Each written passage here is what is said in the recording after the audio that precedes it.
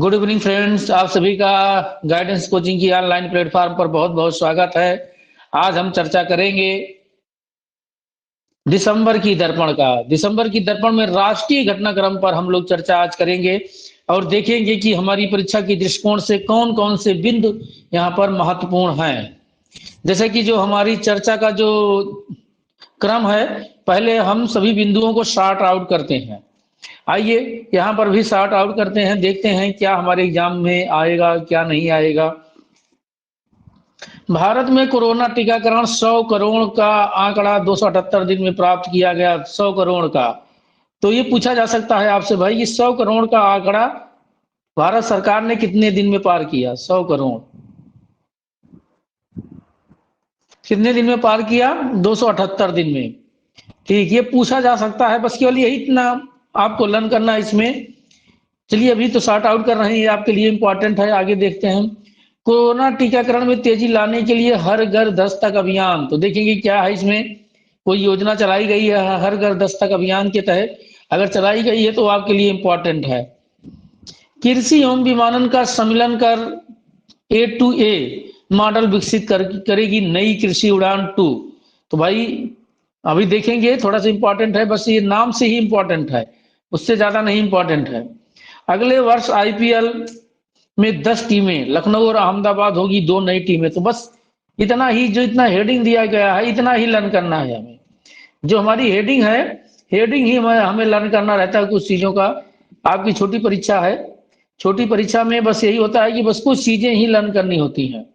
बड़ी परीक्षा में इस पर हम पूरी चर्चा करेंगे। अगला जो बिंदु है आपका, नेताजी सुभाष चंद्र बोस के नेतृत्व वाली आजाद हिंद सरकार के गठन की 78वीं वर्षगांठ, इस पर हम लोग पूरा चर्चा करेंगे। यहाँ से पूरा प्रश्न आपके एग्जाम में बनेगा, कई प्रश्न यहाँ से आपके बनेंगे।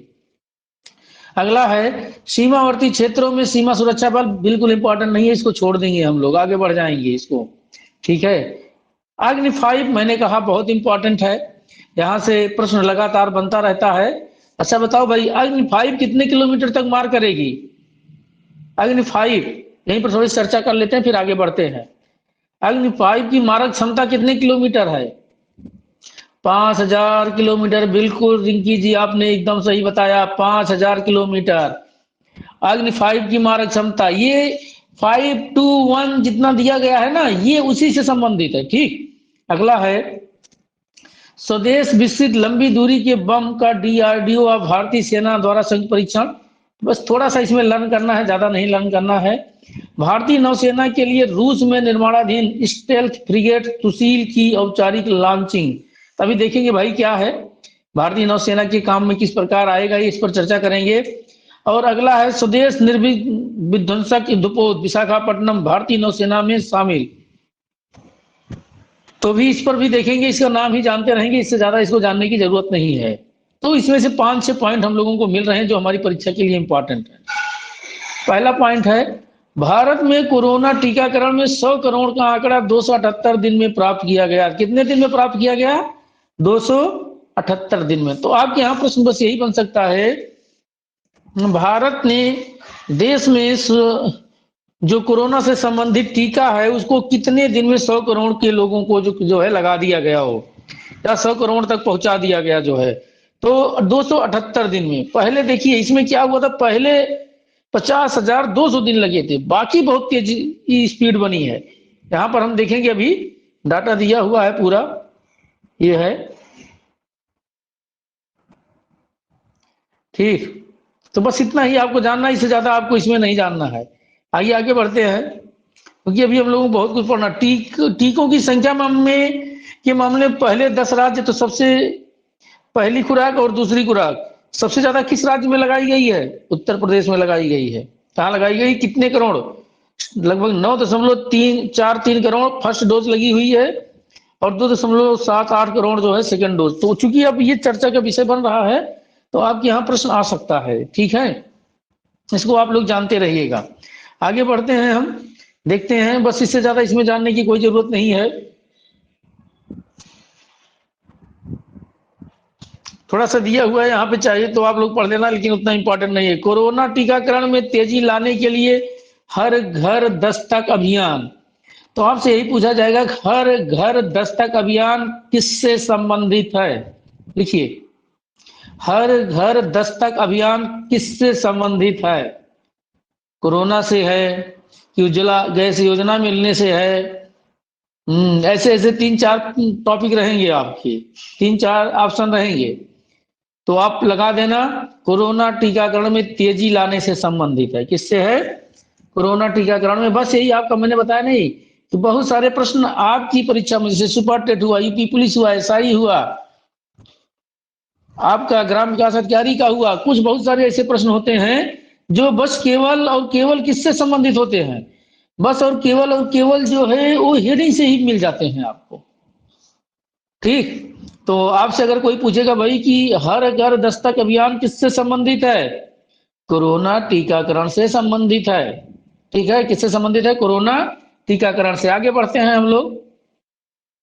हाँ, कृषि एवं विमानन का सम्मिलन कर A2A मॉडल विकसित करेगी नई कृषि उड़ान योजना 2। अब आपके जो प्रश्न बनेगा, जो आपका प्रश्न बनेगा वो ये बनेगा कि भाई A2A मॉडल किससे संबंधित है? या ये भी प्रश्न आपका बन सकता है कि कृषि उड़ान 2 योजना क्या है? कृषि, देखिए कृषि उड़ान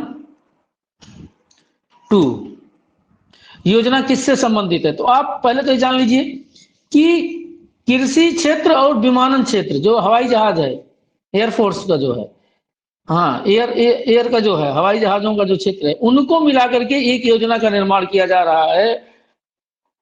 ये से एग्रीकल्चर टू एयर, ठीक, एग्रीकल्चर टू एयर, ठीक, इन दोनों को मिलाकर के, जिससे कृषि क्षेत्र में तीव्रता आ सके। कृषि हमारे यहाँ रुग्ण हो गई है भारत की।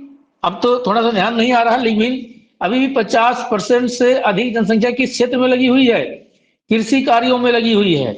और हमारी जीडीपी में जो कृषि का योगदान है वो कितना है? मात्र 2 से 3% के बीच में। आप सोचिए, जबकि 50% से अधिक जनसंख्या अभी भी भारत की कृषि क्षेत्रों में लगी हुई है। हालांकि मशीनीकरण हो रहा है। तो इसको तीव्र गति देने के लिए जो है एक योजना की शुरुआत की गई है, जिसे कृषि उड़ान 2 योजना कहते हैं। ये एग्रीकल्चर और एयर, हवाई जहाज की क्षेत्र की योजना है, ठीक है, विमानन के क्षेत्र की योजना है, दोनों को मिला करके तैयार की गई है। समझ में आ गया आप लोगों को?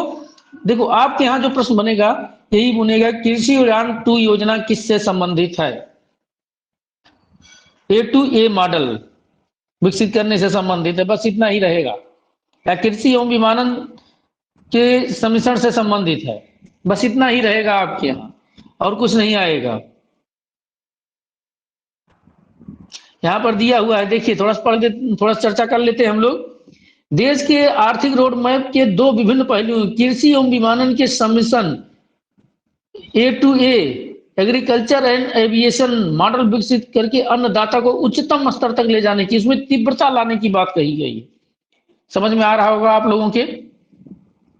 समझ में आ रहा है कि नहीं आ रहा भाई? बताया करो आप लोग। नहीं समझ में आएगा तो कुछ दूसरी तरह से चर्चा करूंगा। हालांकि ऐसा कुछ भी नहीं है जो ना समझ में आ रहा हो, ठीक। थोड़ा सा हमें लगता रहे कि आप सब लोग ऑनलाइन हो। बिल्कुल मानस जी, आपका स्वागत है। रिंकी जी, ठीक। आगे बढ़ते हैं, हम देखते हैं कि क्या है इंपॉर्टेंट हमारे। और इस पॉइंट में अभी तक 2-3 पॉइंट पर हम लोगों ने चर्चा किया है। एक तो हम लोगों ने चर्चा किया कि बिल्कुल प्रिया जी, समझ में आएगा, बिल्कुल आ रहा है, बहुत अच्छी बात है, बहुत बहुत धन्यवाद आप सभी को, ठीक। तो अभी तक जो हमने चर्चा किया, वो चर्चा किया कि भाई जो है हमारे यहाँ 100 करोड़ जनसंख्या पर जो कोरोना का टीकाकरण है कितने दिन में पूरा किया गया? तो आप सब लोग तुरंत बता दोगे 278 दिन में, ठीक। कितने दिन में? 278 दिन में पूरा किया। बस सबसे अधिक पहली और दूसरी डोज की दृष्टि से देखा जाए किस प्रदेश में सबसे अधिक टीकाकरण हुआ? तो आप लोग बता दोगे भाई कि किस प्रदेश में हुआ? यूपी में हुआ। बिल्कुल रिंकी जी, रिचा जी, बिल्कुल। हाँ, ये किस में हुआ? यूपी में हुआ। आप लोग देख रहे हो, बस फर्स्ट ही आएगा आपके एग्जाम में। अगला जो टॉपिक है अगला जो बिंदु है वो है अगले वर्ष से आईपीएल में 10 टीमें, अगले वर्ष से आईपीएल में कुल कितनी टीमें खेलेंगी? 10 टीमें खेलेंगी। तो बस जान लीजिए आईपीएल में कुल कितनी टीमें हैं? 10 टीम हैं। और नई 2 टीम कौन सी है? लखनऊ और अहमदाबाद। लखनऊ पहली बार और अहमदाबाद पहली बार सम्मिलित हो रही है। तो आपके यहाँ बस प्रश्न यही बनेगा कि आईपीएल में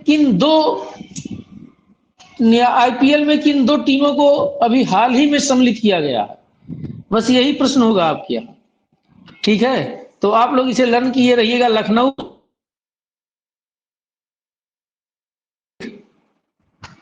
और ज्यादा इस पर चर्चा करना हमें समझ में नहीं आ रहा है, बस इसने बताया था ये आपके लिए पूरा इंपॉर्टेंट है। हम पूरी अच्छी तरह से चर्चा करेंगे। ये ऐतिहासिक दृष्टिकोण भी है इसमें और करंट का भी है। इतिहास में इतिहास का कोई भी बिंदु यदि करंट से जुड़ जाता है तो बहुत इंपॉर्टेंट हो जाता है। तो ऐतिहासिक बिंदु बहुत इंपॉर्टेंट हो जाता है और पीसीएस में तो इससे कई प्रश्न आए हैं। हर परीक्षा में यहां से प्रश्न आते रहते हैं। भी मैं चर्चा करूंगा और सारी चीजें बता दूंगा आप लोगों को। नेताजी सुभाष चंद्र बोस के नेतृत्व वाली आजाद हिंद सरकार के गठन की 78वीं वर्षगांठ। तो पहली बात तो सुभाष चंद्र बोस के द्वारा एक सरकार का गठन किया गया था। एक सरकार कह रहे हैं, एक सेना का गठन किया गया था जिसे क्या कहा गया था? आजाद हिंद सरकार। इसकी एक सेना थी,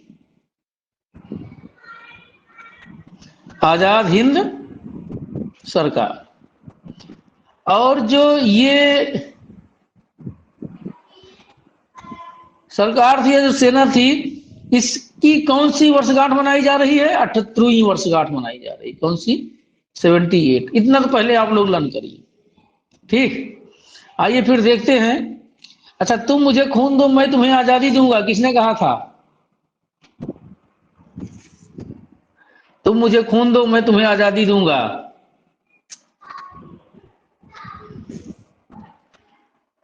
सुभाष जी ने कहा था, सुभाष चंद्र बोस। बिल्कुल रिंकी जी, ऋचा जी।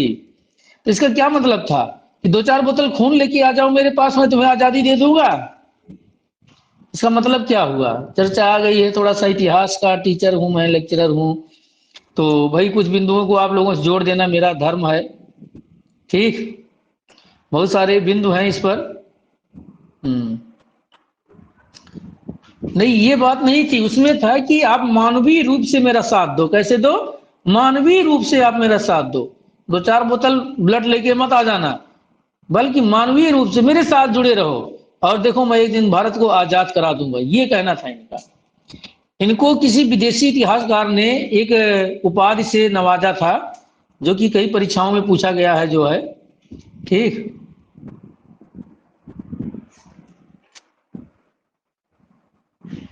हाँ, जो कि कई परीक्षाओं में पूछा गया है। आप लोग नोट कर लीजिएगा। द स्प्रिंगिंग टाइगर इनकी उपाधि है। ये क्या है?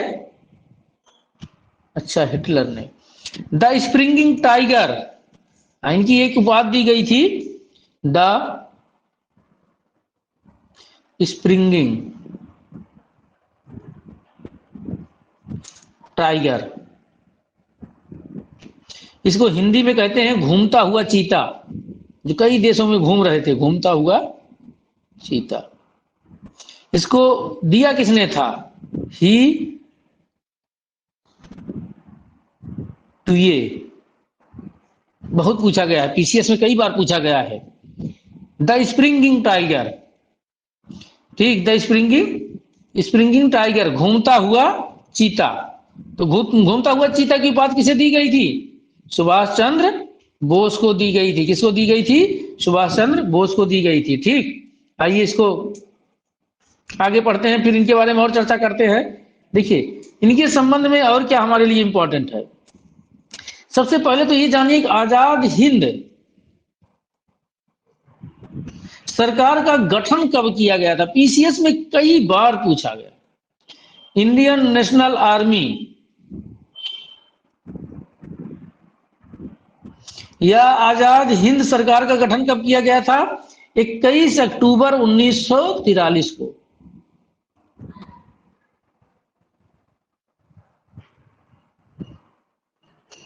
कब किया गया था? 21 अक्टूबर 1943 43 को नोट करिए, बहुत बार पूछा गया। 21 अक्टूबर डेट लो, नोट कर लीजिएगा।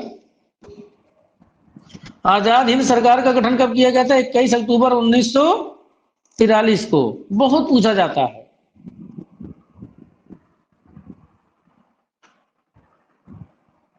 नोट कर लिए आप सब लोग, आगे बढ़ें। और 78वीं, अब 43 से जोड़ लो 78, 43 78 जोड़ो, कितना हो जाएगा? 8 3 11, 7 4 11 1 12, 2021 में बनाया गया। 21 अक्टूबर 2021 को इसका कौन सा वर्षगांठ थी? 78वीं थी। तो आपको लर्न हो गया होगा, अब तो नहीं भूलना है। इसका इसमें एक पुस्तक है जिनका विमोचन किया गया इसी दिन, वो पुस्तक भी आपके लिए बहुत इंपॉर्टेंट है। तो पुस्तक का नाम क्या है? किसके द्वारा रचित है पुस्तक? पुस्तक जो है general Bakshi, M, general Bakshi,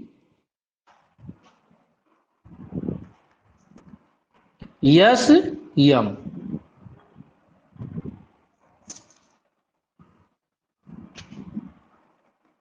general Bakshi M यहां पर दिया हुआ, देखिए जनरल बख्शी एम, इनके द्वारा एक पुस्तक थी, Bose the military dimension. Bose the, यहां पर दी हुई है, देखिए बोस द मिलिट्री डायमेंशन, थोड़ा सुपर कर देते हैं इसे। हाँ, अब बोस द मिलिट्री डायमेंशन बहुत इंपॉर्टेंट पुस्तक है। ठीक, क्योंकि अब ये ऐतिहासिक दृष्टि से जुड़ रहा है। The military history of INA, INA भी नाम है इसमें, और एंड नेताजी। तो आप तो ये समझ ही जाओगे कि सुभाष चंद्र बोस से संबंधित है नेताजी। सुभाष चंद्र बोस की उपाधि थी नेताजी की, क्या थी? नेताजी की उपाधि थी इनकी। ठीक, आगे बढ़ते हैं, हम देखते हैं और क्या इंपॉर्टेंट है। हाँ, एक और था, आजाद हिंद फौज का एक जो है गीत था, कदम कदम बढ़ाए जा, कदम कदम बढ़ाए जा। इसको भी नोट कर लेना कि कदम कदम बढ़ाए जा गीत किससे संबंधित है? कदम कदम बढ़ाए जा गीत किससे संबंधित है? तो ये किससे संबंधित था? आजाद हिंद फौज से संबंधित था। कई प्रश्न आपको मिल रहे हैं। देखिए, मैंने कहा कि वो ऐतिहासिक बिंदु जो करंट में चर्चा में आता है वो बहुत इंपॉर्टेंट होता है। बाकी सुभाष चंद्र जी के बारे में बहुत कुछ बताएंगे हम। आप देख रहे हैं कि इनका जन्म कहाँ पे हुआ था? उड़ीसा के कटक में हुआ था। ये जो मिल रहा है यहाँ पर, हम उसको नोट करते हुए चल रहे हैं। बाकी जब इतिहास पढ़ाएंगे एक जगह पर इनको सारी चीजें ला करके हम आपके पास कलेक्ट कर देंगे। ठीक, बस इतना ही आप जानिए, और कुछ नहीं है इसमें। 3 4 बिंदु मिला कि कौन सी वर्षगांठ मनाई जा रही है नेता सुभाष चंद्र बोस जी की? 78वीं। कौन सी? 78वीं। आजाद हिंद सरकार का गठन कब हुआ था? 21 अक्टूबर 1941 में। अरे भाई, कोई बोल तो दो, सही है गलत है? आ गया, मुझे पता चल गया, 43 में। बिल्कुल रिंकी जी, कब है ये? 43 में है। आप लोग जाग रहे हो ना, इसीलिए कभी भी जगाना पड़ जाता है। बिल्कुल मानस जी, बिल्कुल सब जग रहे हो, मुझे पता चल गया। रिचा जी बिल्कुल, रेनू जी, हाँ सही बात है रिंकी जी। हाँ, कभी कभी मैं गलत पढ़ाने लगता हूँ, तो आप लोग थोड़ा बता दिया करो कि सर गलत पढ़ा रहे हो। ठीक, जब आप लोग बता दोगे सर गलत पढ़ा रहे हो, मैं सही पढ़ाने लगूंगा।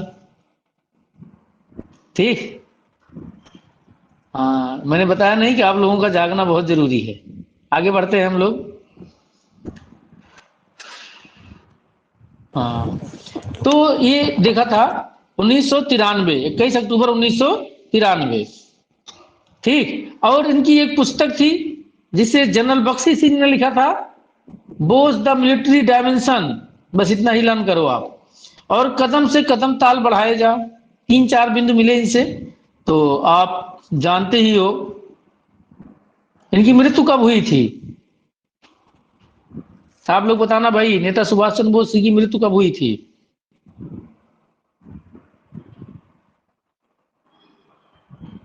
23 जनवरी है, 23 फरवरी है, ऐसे कुछ है। अब आप लोग बताना क्या है। अब अगले पृष्ठ पर हम लोग बढ़ते हैं, देखते हैं कि और क्या है हमारे लिए इंपॉर्टेंट। मैंने बताया था सीमावर्ती क्षेत्रों में सुरक्षा शक्तियों में वृद्धि आपके लिए इंपॉर्टेंट नहीं है, प्रश्न नहीं बनेगा। 23 जनवरी है, बिल्कुल बिल्कुल 23 जनवरी है। 21 जनवरी को मेरी ज्वाइनिंग हुई थी, 23 जनवरी को मुझे बोलने के लिए बोल दिया गया था सुभाष चंद्र बोस के ऊपर, तो तब से मुझे बिल्कुल नहीं भूलता है। ठीक, आगे पृष्ठ पर पहुंचते हैं।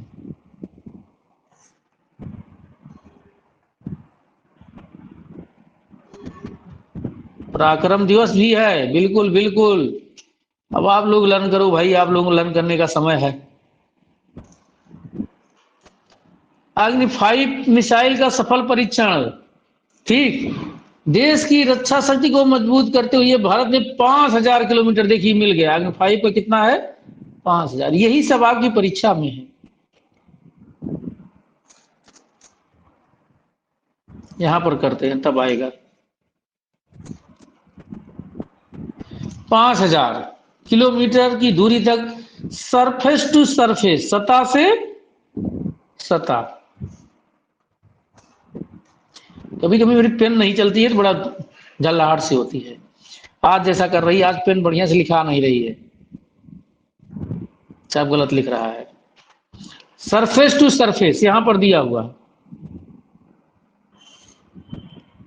सतह से सतह मार करने में सक्षम स्वदेश निर्मित अग्नि 5 मिसाइल का क्या किया गया? परीक्षण किया गया। बहुत बड़ी उपलब्धि है भारत के लिए। चीन में घुसकर मारेगी मिसाइल, और हमारा दुश्मन नंबर 1 कौन है? पाकिस्तान की चीन। कौन है दुश्मन नंबर 1?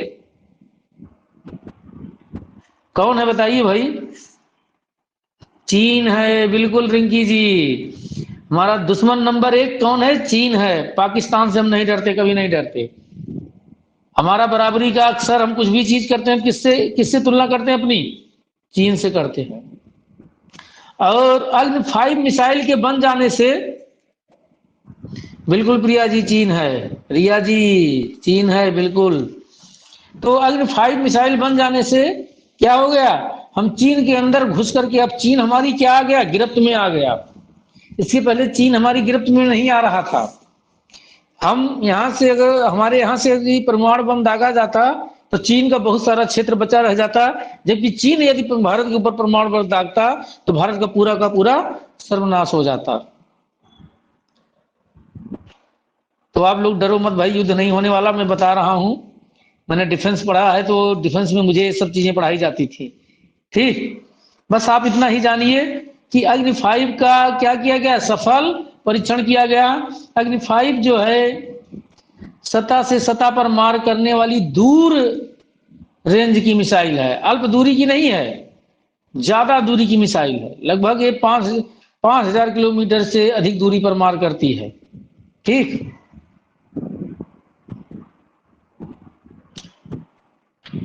देखिए अग्नि 5 का जब भारत ने परीक्षण किया, उसने क्या कहा? मेरे पास अब क्या हो गया? न्यूनतम प्रतिरोधक क्षमता हो गई है। कितना? न्यूनतम प्रतिरोधक क्षमता है, लेकिन मैं इसे किसी के विरुद्ध नो फर्स्ट यूज, यहां पे दिया हुआ है, देखिए आप लोग, यहां पे लिखा हुआ है नो फर्स्ट यूज, अर्थात हम इस मिसाइल का पहले प्रयोग नहीं करेंगे। लेकिन यदि कोई मेरे खिलाफ इस तरह की साजिश करता है, सोचता भी है, तो उससे पहले मैं उसको दाग दूंगा। ये भारत की जो है सुरक्षा नीति है। ठीक, आगे बढ़ते हैं हम लोग। स्वदेश विकसित लंबी दूरी की बम। अब तक अल्प दूरी के बम थे, अब सेना में, भारतीय वायुसेना में क्या हो गए? लंबी दूरी के बम, जिसे क्या कहा जाता है? लंबी दूरी के बम का संयुक्त परीक्षण किया गया का डीआरडीओ, वह भारतीय वायुसेना द्वारा संयुक्त परीक्षण किया गया। दोनों चीजों ने किया, भारतीय वायुसेना ने भी किया और डीआरडीओ ने भी किया। एलआरबी, लॉन्ग रेंज बम, लंबी दूरी के बम। बस इतना ही जानना, और कुछ इसमें जानने की जरूरत नहीं है आप लोगों की। ठीक, उड़ीसा के चांदीपुर एकीकृत से किया गया है। ये आप सब लोग पहले से ही जान रहे हो, सारा परीक्षण कहाँ से होता है, उड़ीसा से ही होता है, चांदीपुर रेंज से होता है। ठीक, डीआरडीओ का फुल फॉर्म आप लोग जानते रहिएगा, मुझे नहीं पता है, आप सब लोग बताना हमें। ठीक, आगे बढ़ते हैं, इसको थोड़ा सा पढ़ते हैं, रूस क्या दे रहा है भाई हमारा हमको, इस पर थोड़ी चर्चा करते हैं। भारतीय नौसेना के लिए रूस के कैलिन ग्राद की यंत्र शिपयार्ड के निर्माणाधीन स्टेल्थ फ्रिगेट तुसील को लॉन्च किया गया है। इतना आप लोग नहीं रख पाओगे, बस इतना नाम जानते रहिए। तुसील किसके लिए है? भारतीय नौसेना से संबंधित क्या है? एक युद्धपोत है। क्या है? भारतीय नौसेना से संबंधित एक युद्धपोत है, बस इतना ही जानते रहिए। बिल्कुल बिल्कुल रिंकी जी, रिचा जी, आप सब एकदम सही बता रही हैं। डीआरडीओ का फुल फॉर्म होता है defence research and development organisation. बिल्कुल सही बताया आप लोगों ने, बहुत बहुत धन्यवाद आपको। जो नहीं जान रहे वो नोट कर लेंगे, बहुत इंपॉर्टेंट है, कभी कभी परीक्षा में पूछा जा सकता है। पीसीएस और सुपर टेट के ऊपर की एग्जाम देंगे तो उसमें तो आता ही आता है। और मेरी सबसे बड़ी समस्या है कि मैं, चूंकि अब वहां तक मेरी छलांग थी, तो मैं छलांग पर पहुंच जाता हूं, लगाने लगता हूं कभी कभी। तो आप लोगों का, हालांकि इससे फायदा ही होगा आपको, ज्यादा तैयारी कभी नुकसानदायक नहीं होती, कम ही तैयारी ज्यादा नुकसानदायक होती है। ठीक, आगे बढ़ते हैं हम। अगला है स्वदेश निर्मित विध्वंसक युद्धपोत विशाखापट्टनम भारतीय नौसेना में शामिल। तो आप जानते रहिए विशाखापट्टनम युद्धपोत जो है वो, उसका निर्माण कहां पर किया गया है? भारत में ही किया गया है। कहां पर किया गया है? भारत में ही किया गया। और किसमें सम्मिलित कर लिया गया? भारतीय नौसेना में सम्मिलित कर लिया गया। ठीक, भारतीय नौसेना में सम्मिलित हो गया। आगे बढ़ते हैं। एक चीज और, किस परियोजना के तहत निर्मित किया गया? तो P-15 यहां पर दिया हुआ, P-15 P-15 परियोजना के तहत युद्धपोत विशाखापट्टनम का निर्माण किया गया। ठीक, आगे बढ़ते हैं। इतना समझ में आ गया आप लोगों के? आगे बढ़ें। बिल्कुल कुछ नहीं है, बस थोड़ा थोड़ा है। लो भाई, आपका समाप्त भी हो गया राष्ट्रीय, बहुत मेहनत किया हम लोगों ने, राष्ट्रीय समाप्त कर लिया। दिसंबर की दर्पण पर हम लोग पहुंच चुके हैं। बस ऐसे आप लोग लगे रहिए मेरे साथ, 1 घंटे का समय देते रहिए। देखिए कैसे खत्म हो जाएगा जो है करंट, आपको पता नहीं चलेगा और आप सभी हंसते खेलते करंट पढ़ डालोगे। बस एक ही रिक्वेस्ट है कि डेली आप प्रतिदिन समय पर हमारे साथ आइए और लास्ट तक बने रहिए। मैं पढ़ाना बंद करूं, चर्चा करना शुरू कर दूं किसी और बिंदु पर, तो आप ऑफलाइन हो जाओ, कोई दिक्कत नहीं। लेकिन बीच में अगर आप ऑफलाइन होते हो तो फिर समझ में नहीं आएगा। प्लीज, आपको कोई फायदा नहीं होने वाला है। आपको फायदा पूरा अच्छी तरह से तभी मिलेगा जब आप पूरी क्लास करोगे। आप लोग मेरी बात को समझना, इस बात को जो मैं कह रहा हूं, एक दिन क्लास करोगे, फिर एक हफ्ते नहीं आओगे, फिर एक दिन आओगे घूमते टहलते हुए, तो कोई फायदा नहीं होगा। आप मेरे ऊपर विश्वास करके लगातार मेरे साथ जुड़ जाइए, देखिए फायदा होगा, जरूर होगा। आइए हम अंतरराष्ट्रीय घटनाक्रम पर चर्चा करेंगे। ठीक है, कोशिश करेंगे इसे भी समाप्त कर लें। अगर नहीं समाप्त कर पाएंगे तो जहां तक हो सकेगा वहां तक चर्चा करेंगे, क्योंकि बहुत लंबी क्लास नहीं कर पाते हैं हम। ठीक है, रिगार्डिंग क्लास रहती है, ज्यादा देर तक लोग नहीं देख पाते हैं। हालांकि यूट्यूब पर बहुत ज्यादा देखी जा रही क्लास, हमारी कई कई घंटे क्लास देखी जा रही है, बहुत अच्छा लगता है। लेकिन यूट्यूबर बढ़ नहीं रहे हैं, बस इतनी सी दिक्कत है। बाकी लगातार क्लास चल रही है, जो है लगातार क्लास देखी जा रही, कई कई घंटे देखी जा रही है। ठीक, बहुत सारे लोग देख रहे हैं वहां पर, बड़ा अच्छा लगता है कि कम से कम कुछ लोगों को फायदा मिल रहा है वहां से। ठीक, आसियान का 38वां और 39वां शिखर सम्मेलन ब्रुनेई की मेजबानी में ऑनलाइन संपन्न हुआ। ये भी वर्चुअल तरीके से संपन्न हुआ।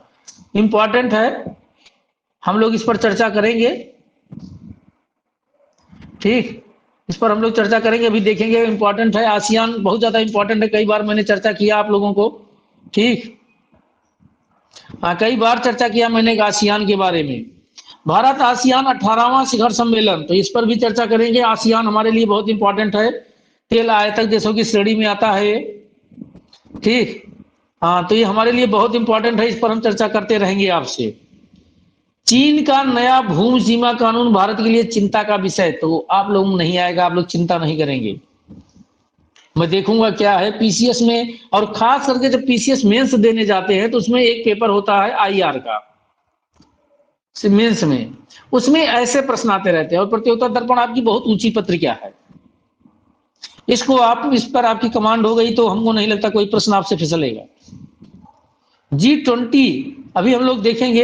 अगला है डेनमार्क की प्रधानमंत्री मेट फ्रेडरिक्सन की भारत यात्रा। तो आप बस इतना जानते रहिए कि डेनमार्क की राजधानी क्या है और वहां के प्रधानमंत्री का नाम क्या है, भारत का कब आई थी, क्या किया था, ये सब नहीं। अच्छा भाई बताओ, डेनमार्क क्यों चर्चा में रहा है? किसी बिंदु को लेकर के चर्चा में आया है डेनमार्क? सोचना, मैं तो भूल जाता हूं। हाँ, किसी का उत्तर तो आ गया, बिल्कुल बिल्कुल रिंकी जी, क्या चर्चा में आया है, क्या ऐसा कर दिया डेनमार्क ने, क्या ऐसी उपलब्धि डेनमार्क ने ला दिया? कोई सूचकांक, कोई किसी सूचकांक में तो नहीं ऊपर आ गया? सोचना भाई आप लोग, मैं आगे बढ़ रहा हूं। नवनीत कुमार जी, आपकी पहली क्लास है आज।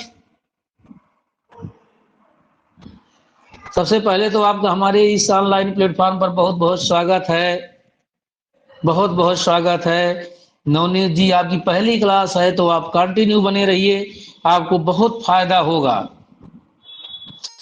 ठीक, आप रेगुलर 7 बजे आ जाइएगा।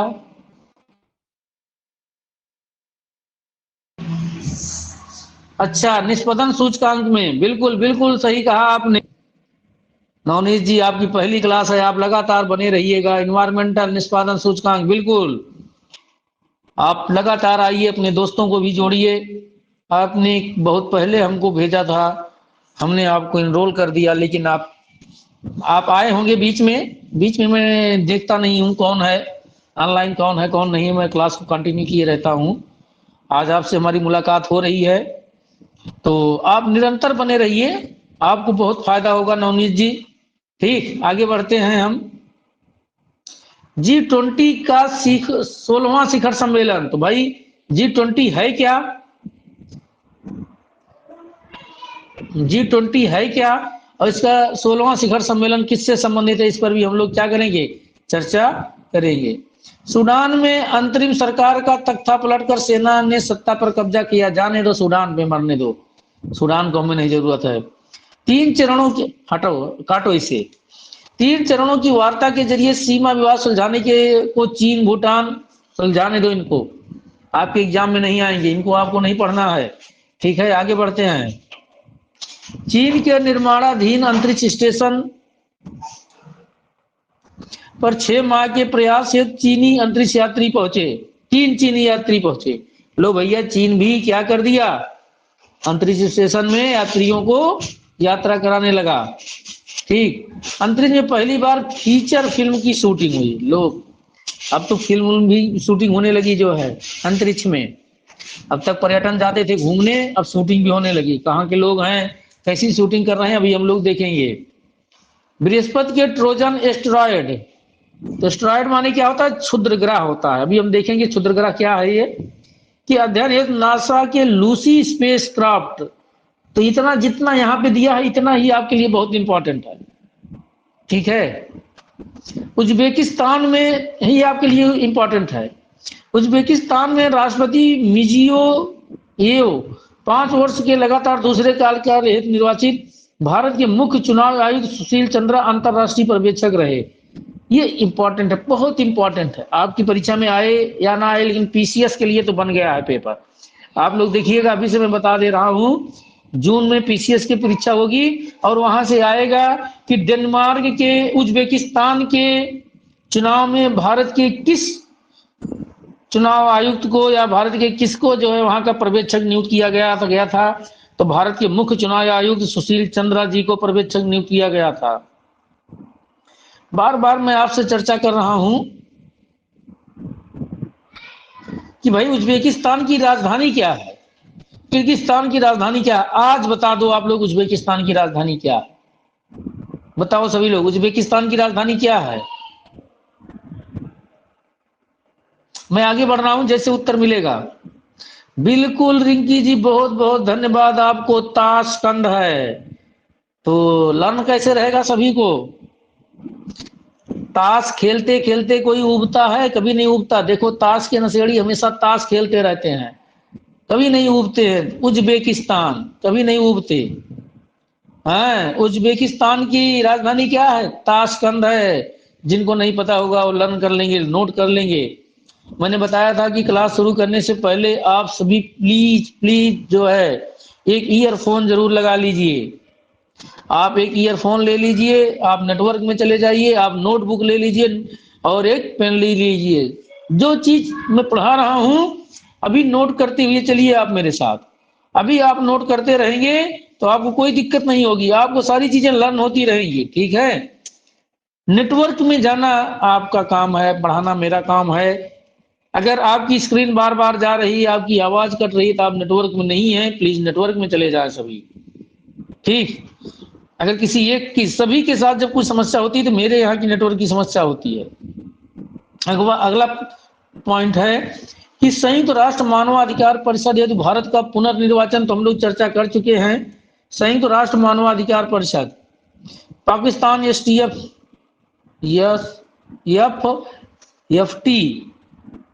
एफ की सूची में, ग्रे सूची में सब बरकरार। तो आप लोग इसको मत लर्न करिएगा, आपके एग्जाम में नहीं आएगा। आइए अब हम चर्चा करते हैं एक बिंदु की।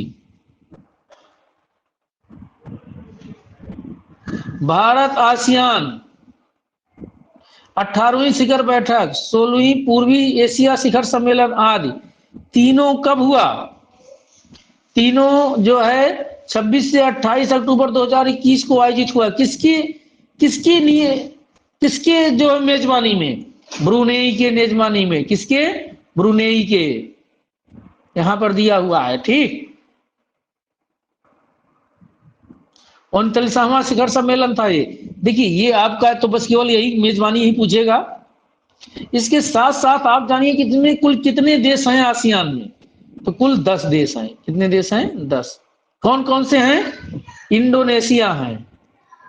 हाँ बिल्कुल रिंकी जी, 10 देश हैं। इंडोनेशिया है, मलेशिया है, सिंगापुर है, थाईलैंड है, फिलीपींस है, वियतनाम है, ब्रुनेई है, कंबोडिया है, म्यांमार है और लाओस है। आप क्या पता चला ये कहाँ के देश हैं, ये पूरब के देश हैं सब, पूर्वी एशिया के देश हैं। कहाँ के हैं, पूर्वी एशिया के देश हैं। और ये सब देश कैसे देश हैं, तेल निर्यातक देश हैं। कैसे देश हैं, तेल निर्यातक देश हैं। विश्व में काफी अधिक मात्रा में तेलों का निर्यात करते हैं, इसलिए इनका बहुत बड़ा योगदान रहता है विश्व की अर्थव्यवस्था पर नियंत्रण में। ठीक,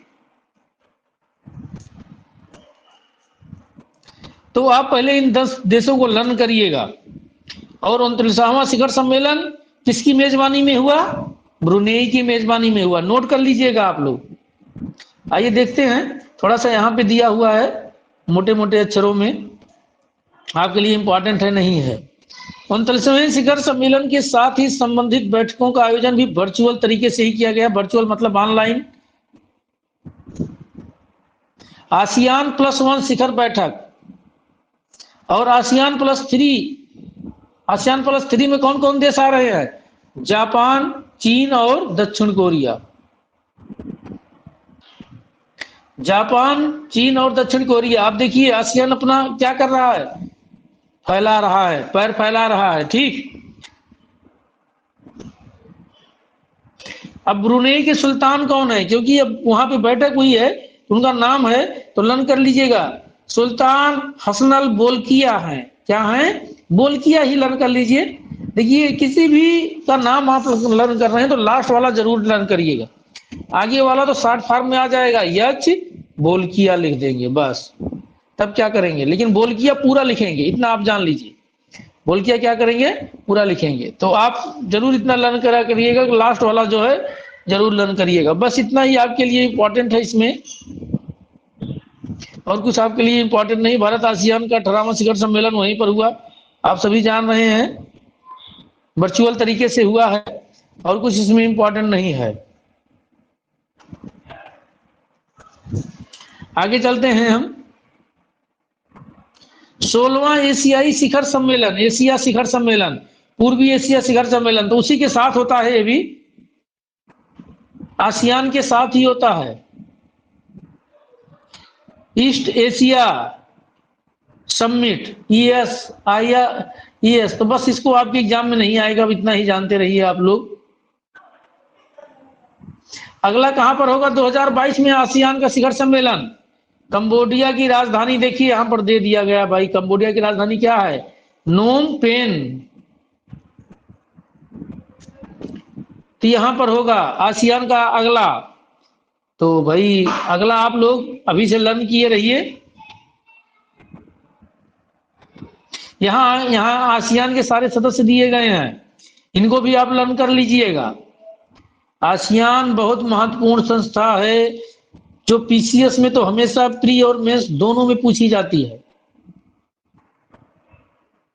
और मेंस दोनों में पूछी जाती है प्रश्न आसियान। तो आप लोग इसे लर्न किए रहिएगा। मेरे साथ पढ़ रहे हैं तो थोड़ा सा ज्यादा पढ़ेंगे तो ज्यादा बढ़िया रहेगा, ठीक, क्योंकि ज्यादा पढ़ने में कोई बुराई नहीं है। तो इतना हम लोग यहां तक देख लिए हैं, आगे बढ़ते हैं।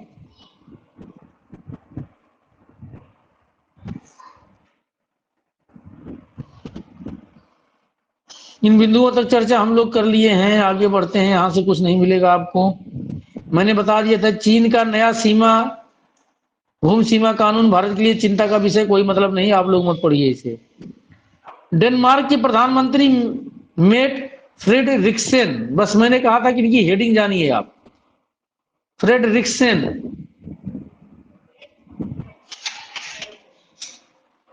मैट फ्रेडरिक्सेन, बस यही इतना आपको जानना है। डेनमार्क के प्रधानमंत्री कौन है, मेट फ्रेडरिक्सेन, बस इतना ही जानिए आप, यही आपके एग्जाम के लिए इंपॉर्टेंट है ये, बस और कुछ नहीं जानना है यहां से। आइए आगे बढ़ते हैं हम लोग। ज्यादा तो नहीं हो रहा है, समझ में आ रहा है, ज्यादा तो नहीं हो रहा है, बिल्कुल बताइए भाई, अच्छा लग रहा है, आगे बढ़े। बिल्कुल रिंकी जी का आ गया समर्थन, बिल्कुल सर आगे बढ़िए, कोई दिक्कत नहीं है। हाँ तो 2-4 मिनट और देखते हैं। G20 तो पढ़ ही लेते हैं, G20 क्या। बिल्कुल शिवानी जी, बिल्कुल मैं आगे बढ़ रहा हूं। G20, तो पहले जानिए G20 है क्या, आप इसको समझ लेंगे तो सम्मेलन तो आपको याद ही रहेगा, आप हमेशा लर्न कर लेंगे। G20 क्या है, विकसित एवं उभरती हुई अर्थव्यवस्था, विकसित एवं उभरती हुई है, क्या है, विकसित एवं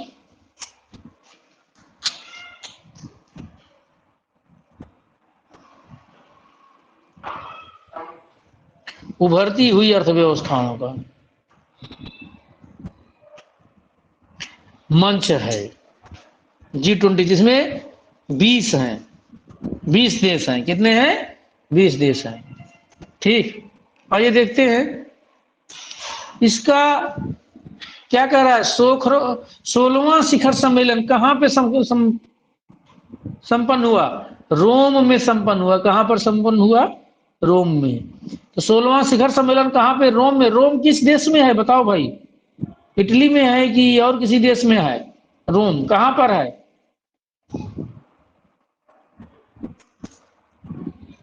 इटली में, बिल्कुल ऋचा जी इटली में है।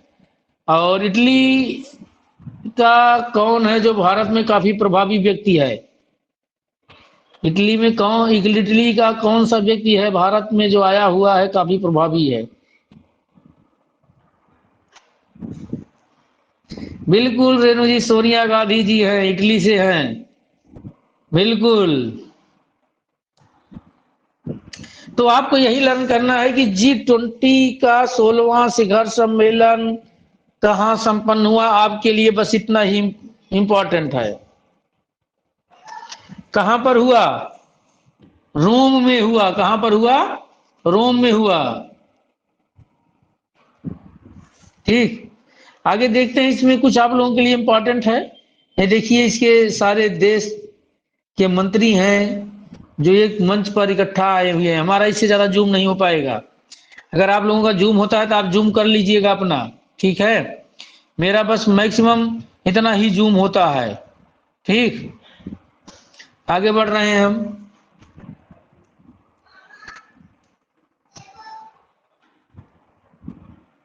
कुछ नहीं, ये इतना ही इंपॉर्टेंट है। इसका 16वां शिखर सम्मेलन G20 का कहां पर संपन्न हुआ है?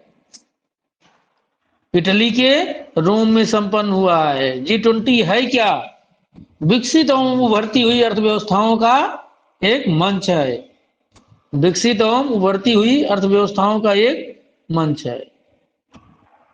ये सब दिया हुआ है, देखिए उसी से संबंधित है। टेम्परेचर वगैरह पर भी चर्चा कर रहा है, लेकिन आपको जानने की जरूरत नहीं है। सूडान में अंतरिम सरकार का तख्ता पलट, मैंने कहा था आपको पढ़ने की कोई जरूरत नहीं, काट दो, बढ़ जाओ आगे, प्रश्न नहीं आएगा, ये भी नहीं आएगा। आगे बढ़ते हैं हम।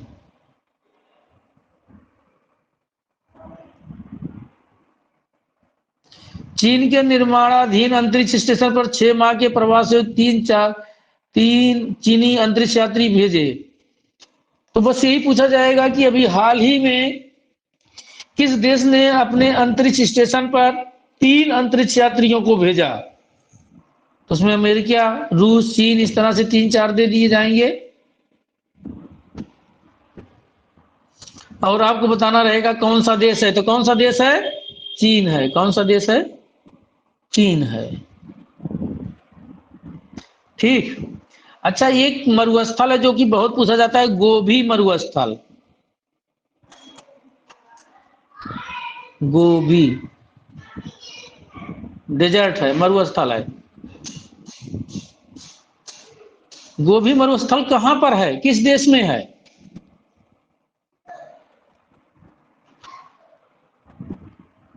बताइए कहां पर है, बहुत पूछा जाता है।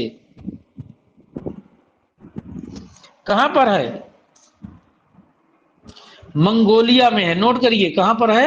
मंगोलिया में है। पीसीएस में तो लाइन लगा दिया है, इतनी बार आया है गोबी मरुस्थल मंगोलिया में। यहां पर दिया हुआ है, आ गया मेरे दिमाग में। सारी चीजें जो पॉइंट वाइज है सुपर टेट की, मैं एक तरफ से जियोग्राफी पढ़ाऊंगा, आप लोग टेंशन मत लेना। पहले करंट से ज्यादा प्रश्न आ रहे हैं, इसलिए बिल्कुल रेणु जी मंगोलिया में है। अभी चूंकि यहां से बहुत प्रश्न आते हैं, 30 प्रश्न आते हैं, तो मैं 30 प्रश्नों पर ज्यादा चर्चा कर रहा हूं। उधर से 10 प्रश्न आते हैं, तो 10 प्रश्नों पर ही मैं थोड़ी सी धीमी गति से चल रहा हूं। ठीक, इसको सोच रहा हूं कि आपका बस वैकेंसी आते ही आप लोग कॉन्फिडेंस में नजर आओ मेरे साथ। सर अब की बार तो हम मार देंगे, छलांग लगा लेंगे, कोई दिक्कत नहीं है, अब की बार तो कोई रोक भी नहीं पाएगा हमें। ठीक, हाँ, ऐसे मन में होना चाहिए। बिल्कुल रिंकी जी, आप सभी का तो कंफर्म है, मुझे पूरा विश्वास है कि जो भी स्टूडेंट लगातार लगे हुए हैं, इतनी अच्छी तरह से दे रहे हैं रिस्पांस, उनको कोई दिक्कत नहीं होने वाली है। ठीक, आगे बढ़ रहे हैं हम। बिल्कुल रेणु जी, आप तो छलांग लगा चुकी हैं, बस थोड़ा सा और लगाना बाकी है। हाँ हाँ बिल्कुल, बस थोड़ा सा मैं क्लास खत्म कर लूं तब इस पर चर्चा करूंगा।